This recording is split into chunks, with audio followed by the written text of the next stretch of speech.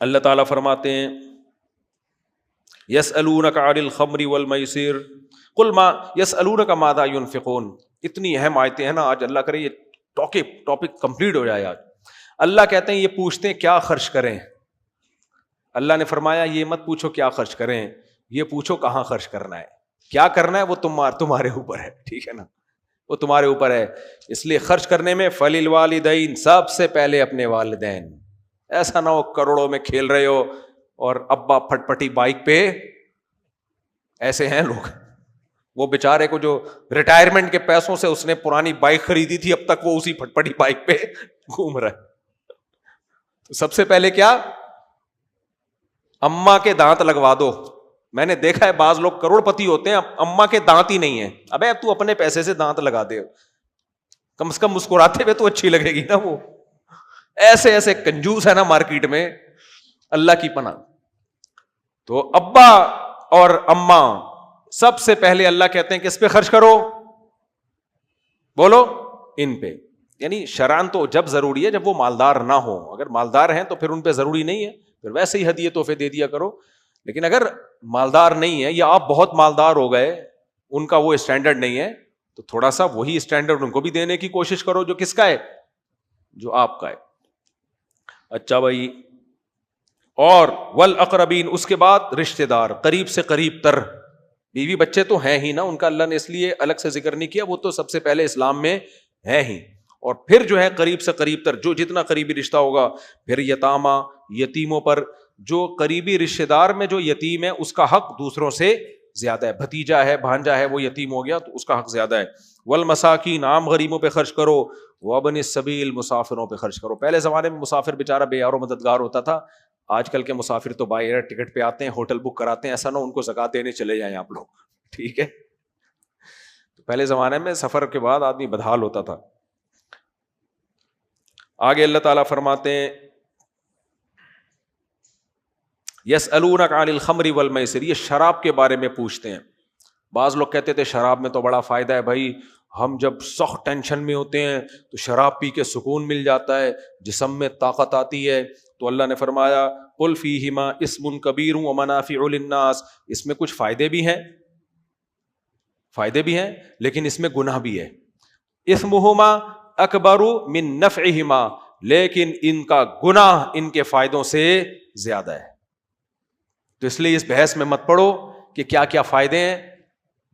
اللہ کی طرف سے ایک قطرہ بھی شراب کا حرام ہے، بس اللیگل. مسلمان کے لیے اتنا کافی ہے.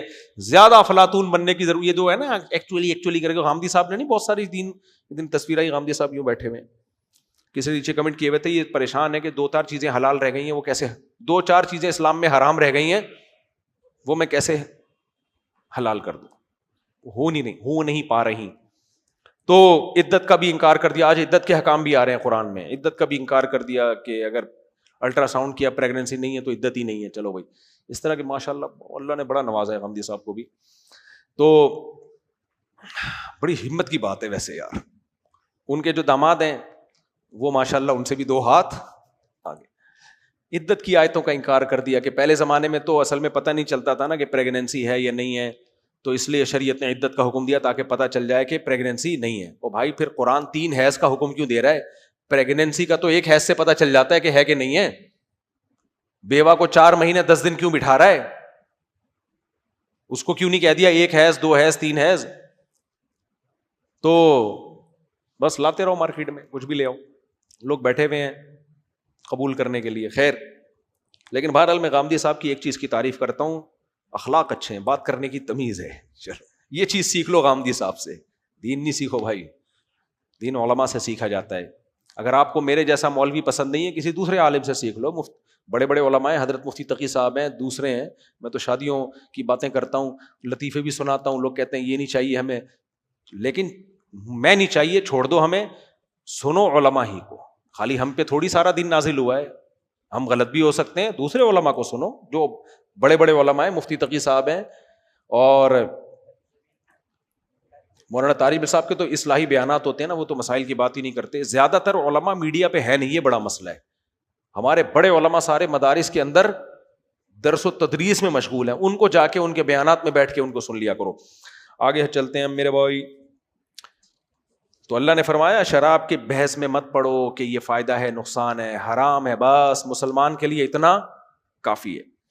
آگے اللہ تعالیٰ فرماتے ہیں صحابہ کرام نے یتیموں کے بارے میں بڑا ڈرا کرتے تھے کہ یتیم کا مال اللہ نے حرام کر دیا, اب یتیم بچے کو پال رہے ہیں تو اس کا راشن کیسے الگ کریں, اس کی روٹی الگ پکے گی, یہ تو بڑا مسئلہ ہو گیا نا.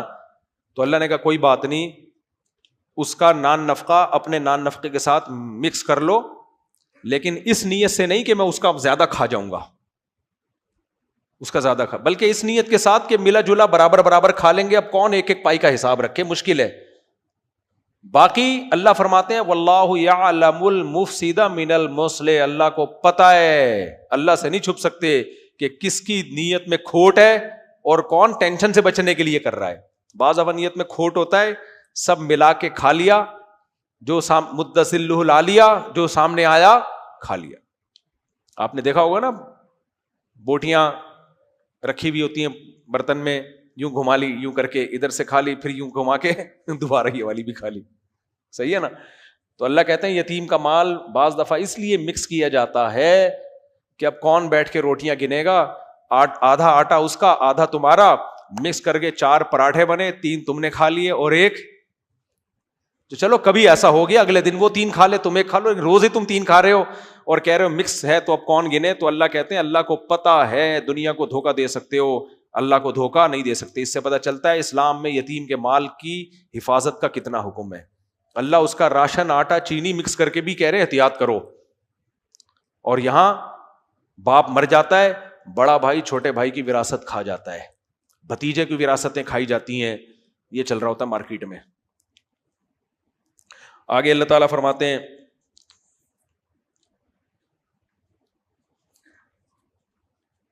حالت حیض میں اللہ نے فرمایا عورت سے ہم بستری نہیں کر سکتے, کیونکہ گندگی ہے, غلاظت ہے. وجہ کیا اللہ نے بیان کی, غلاظت, گندگی ہے اس میں. اور آگے اللہ فرماتے ہیں ان اللہ یحب التوابین ویحب المتطہرین, اللہ توبہ کرنے والوں کو اور پاک صاف رہنے والوں کو پسند کرتا ہے. حالت حیض میں جمع کرنا غلاظت اور گندگی. اسی طرح حیا کے خلاف مسئلہ ہے, پچھلے راستے میں جمع کرنا بھی حرام ہے, کیونکہ وہ بھی کیا ہے, وہ حیض سے زیادہ گندگی ہے, حیض سے زیادہ گندگی ہے, یہ بھی حرام اور گناہ کبیرہ ہے. تو طہارت کی حالت میں جب عورت حیض سے پاک ہو جائے تو اس کے پاس جایا جا سکتا ہے, ادروائز اس سے ہم بستری اسلام میں حرام ہے.